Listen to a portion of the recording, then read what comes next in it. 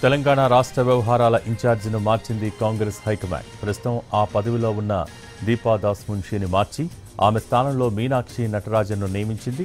2009లో మధ్యప్రదేశ్ మాండసౌర్ నుంచి ఎంపీగా ప్రాతినిధ్యం వహించారు మీనాక్షి నటరాజన్. 2008లో ఏఐసీసీ సెక్రటరీగా పనిచేశారు. బయోకెమిస్ట్రీలో పీజీ చేశారు. లా కూడా చదివారు మీనాక్షి నటరాజన్.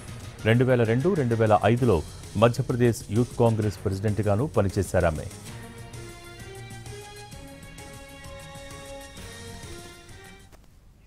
తెలంగాణ రాష్ట్ర వ్యవహారాల ఇన్ఛార్జిని మార్చింది కాంగ్రెస్ హైకమాండ్. దీనికి సంబంధించి మోర్ అప్డేట్స్ మా ప్రతినిధి రాజు ఢిల్లీ నుంచి టెలిఫోన్ల ద్వారా అందిస్తారు. రాజు,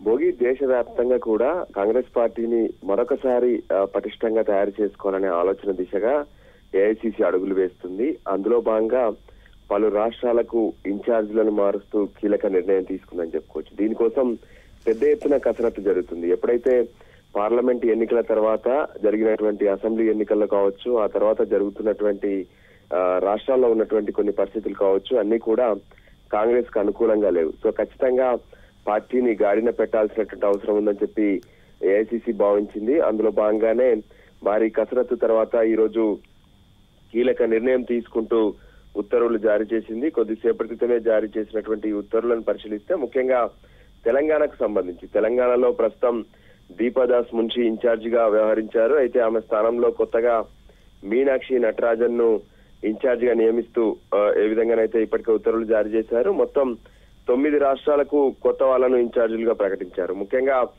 బీహార్ కు ఏదైతే రానున్నటువంటి ఎన్నికలు కూడా ఉన్నాయి, బీహార్ ను దృష్టిలో పెట్టుకుని కూడా కొత్త ఇన్ఛార్జ్ ను నియమించారు. ఇక్కడ కృష్ణ అల్లవార్ ను నియమించగా మిగతా వివిధ రాష్ట్రాలకు కూడా కొత్త వాళ్ళను ఇన్ఛార్జీలుగా పెట్టారు. ప్రధానంగా చూస్తే తెలంగాణలో ఏ విధంగానైతే రాష్ట్రంలో కొత్తగా అధికారంలోకి వచ్చి ఏడాది పూర్తయింది. అయితే అంతకు ముందు మాణిక్రావు ఠాక్రే రాష్ట్ర వ్యవహారాల ఇన్ఛార్జ్ గా వ్యవహరించారు. ఆ సమయంలో పార్టీ నేతల మధ్య ఉన్నటువంటి విభేదాలను వీటన్నిటిని కూడా పూర్తి స్థాయిలో శాంతింపజేసేందుకు కానీ ఒకరికొకరు కోఆపరేట్ చేసుకునేందుకు కావాల్సినటువంటి పరిస్థితులు ఆయన కల్పించారు. ఆ తర్వాత అధికారం వచ్చాక దీపదాస్ మున్షి రాష్ట్రానికి ఇన్ఛార్జ్ గా వచ్చారు. అయితే కొన్ని వ్యవహారాల్లో ఆమె పూర్తి స్థాయిలో విభేదాలు తలెత్తడమే కాకుండా పలు అంశాలపైన ఆమెపై అధినాయకత్వానికి ఫిర్యాదులు కూడా అందాయి. ఈ నేపథ్యంలో ప్రస్తుతం తెలంగాణ ఇన్ఛార్జ్ గా దీపదాస్ మున్షిని తప్పించినట్టుగా తెలుస్తుంది.